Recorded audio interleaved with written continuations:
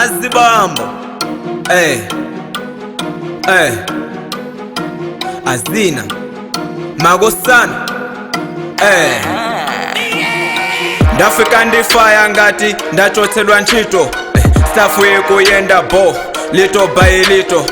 Nditangoyamba fazi nkati ndingosiya bola, koma pano wanazindikira edzisiye bola.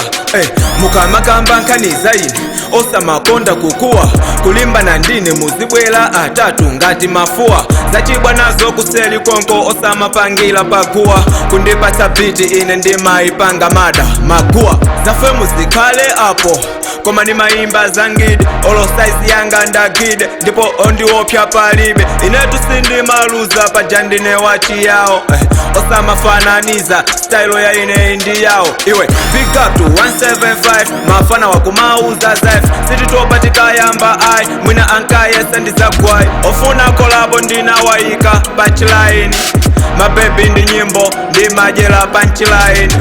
Ngati wandi yambo yambeweka kuyenda champeni, ndapa freestyle apolisi zandimangeni. Azibambo 175 fire.